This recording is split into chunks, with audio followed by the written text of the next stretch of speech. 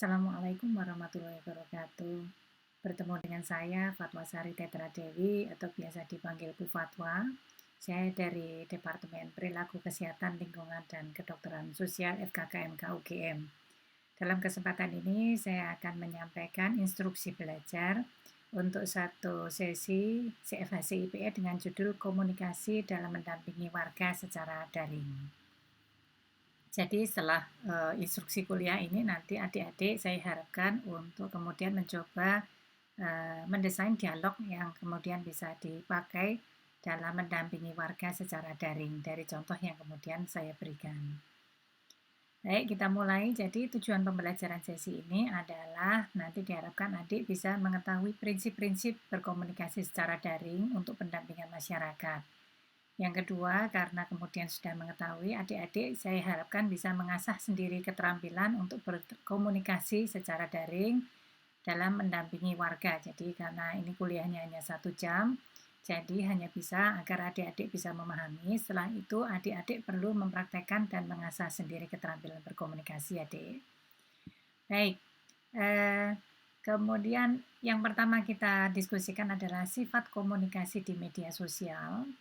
Ini ada beberapa aspek yang kemudian perlu kita perhatikan bahwa di media sosial dominasi komunikasi adalah secara tertulis. Jadi berbeda dengan komunikasi-komunikasi misalnya di televisi yang kemudian bisa lebih banyak dalam bentuk video. Tapi kalau dalam bentuk media sosial yang adik-adik akan lakukan, itu nanti sebagian besar dalam bentuk tertulis dan sifatnya asinkronus. Jadi asinkronus di sini waktu tidak sama antara yang memberi komunikasi antara adik-adik dengan warga, itu berkomunikasinya tidak dalam waktu yang bersamaan. Jadi seperti video ini adik tonton sifatnya asinkronus. Jadi adik-adik nggak bisa bertanya langsung kepada saya karena ini adalah pre-recorded rekaman, sudah saya rekam dahulu begitu ya. Nanti setelah ini kita ada diskusi, nah itu kemudian sifatnya sinkronus.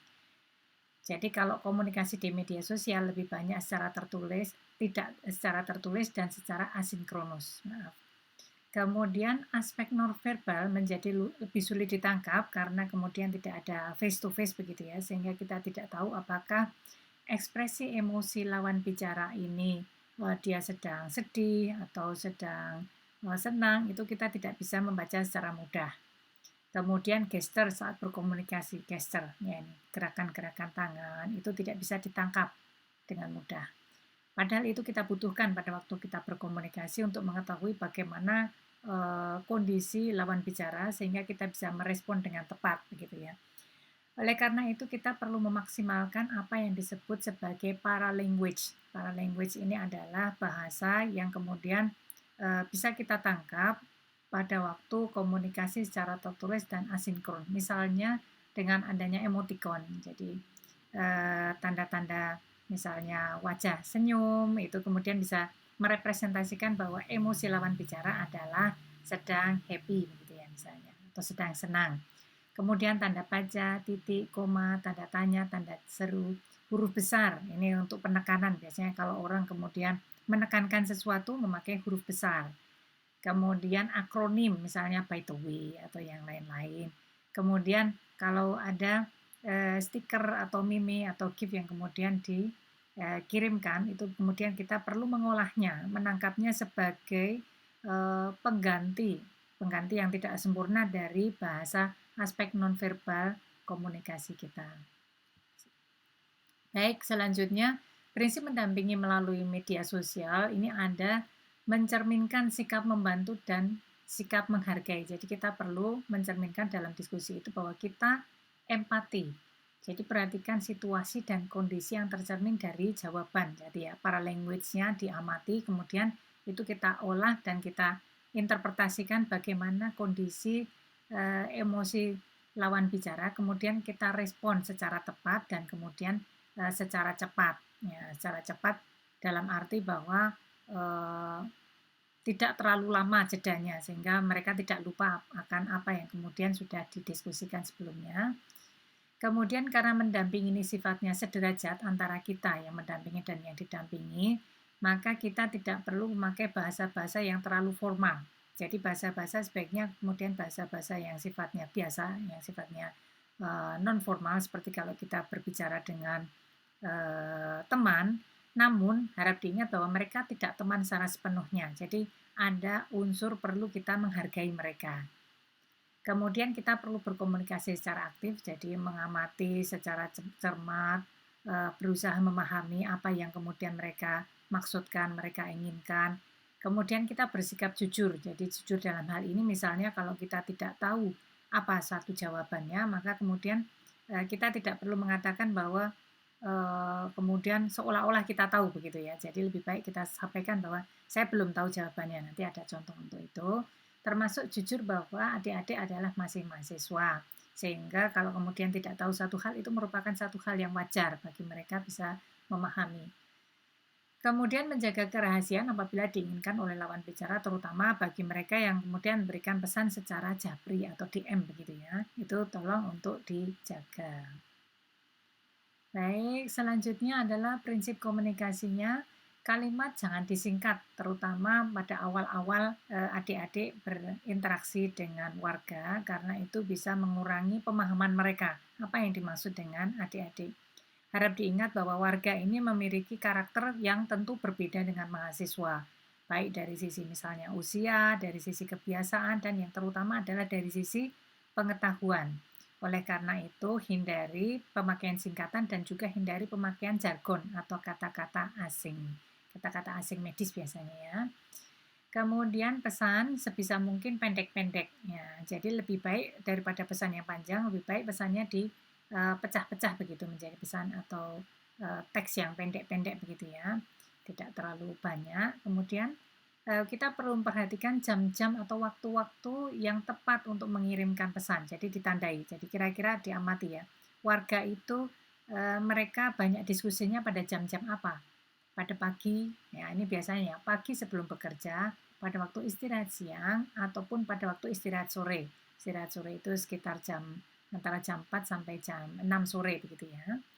Kemudian bila pesan kurang jelas melalui teks, kemudian mohon waktu untuk menelpon. Ya, bisa kemudian ditelepon tapi minta waktunya terutama di awal program ya. Ini karena untuk klarifikasi sehingga interaksi yang lebih intens itu sangat dibutuhkan. Jadi kalau kemudian terbatas hanya dengan pesan yang sifatnya tertulis itu mungkin sulit, maka kemudian kita mohon waktu untuk menelpon.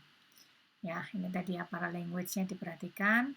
Kemudian kalau pesan teks itu lama-lama terasa membosankan, nanti kemudian bisa kita kita berikan pesan-pesan yang dalam bentuk yang gambar atau dalam bentuk yang video supaya tidak membosankan begitu ya, supaya tidak membosankan dan lebih meyakinkan. Ya, oke, berikutnya adalah tahapan mendampingi secara daring. Di sini yang pertama kunci keberhasilannya adalah kita perlu mendekati tokoh masyarakat. Apabila tokoh masyarakat ini kemudian sudah bisa memberikan kepercayaan kepada kita, maka kita akan lebih mudah untuk kemudian mengakses kelompok-kelompok WhatsApp yang ada di warga. Saya kira adik-adik sudah kenal dengan tokoh masyarakat, hanya perlu mengingatkan saya kira ya, perlu mengingatkan bahwa adik-adik itu siapa, karena mungkin sudah lama tidak berinteraksi, jadi perlu mengingatkan. Kemudian mohon izin untuk bisa mengakses media sosial yang banyak dipakai oleh warga berinteraksi, berkomunikasi satu sama lain. Di sini proses komunikasi, ini ada proses komunikasi untuk mendampingi, ada 5 tahap. Yang pertama adalah menyapa dan memperkenalkan diri. Kemudian melakukan kajian permasalahan apa yang dihadapi oleh warga untuk dicari solusinya. Yang ketiga kemudian berusaha mengajak warga untuk menyelesaikan permasalahan. Jadi solusi, mencari solusi bersama. Yang keempat kemudian kalau misalnya ada bosan dalam proses komunikasi itu apa yang perlu adik-adik lakukan. Jadi yang tips and triknya begitu ya. Dan kemudian yang terakhir adalah berpamitan apabila programnya sudah selesai. Atau mau off dalam waktu yang cukup lama. Baik, yang pertama ini nanti adik-adik akan pelajari sendiri. Jadi karena ini sifatnya adalah instruksional, nanti setelah slide ini akan ada slide-slide yang lebih komplit yang bisa adik akses dan coba adik diskusikan bersama dengan teman sekelompok CFHC. Adik adaptasikan contoh-contoh dialog di WhatsApp setiap tahap pendampingan dalam slide-slide yang berwarna biru. Saya berikan tanda berwarna biru. Nanti akan kita coba role play dengan dialog yang adik susun dan juga kita diskusikan kalau misalnya adik-adik ada pertanyaan. Nanti kita diskusinya dialognya akan saya pilih secara random ya. Jadi nanti kita diskusikan selama 20 menit secara sinkron insya Allah. Ya, ini contohnya. Jadi proses pendampingan. Jadi saya punya contoh mendampingi warga tapi sebagai bagian dari tim Satgas Covid. Jadi kami mendampingi para relawan yang kemudian mereka mendampingi warga, sehingga pertama kami harus berinteraksi dengan tokoh masyarakat. Setelah tokoh masyarakat oke, kemudian relawan kita tugaskan untuk mendampingi. Jadi ini saya ambil dari contoh-contoh itu, coba silahkan nanti diadaptasi sesuai dengan konteks yang ada di tempat adik-adik bertugas. Oke, begitu saja. Mungkin nanti kita akan bertemu lagi, insya Allah selama 20 menit ke depan. Assalamualaikum warahmatullahi wabarakatuh.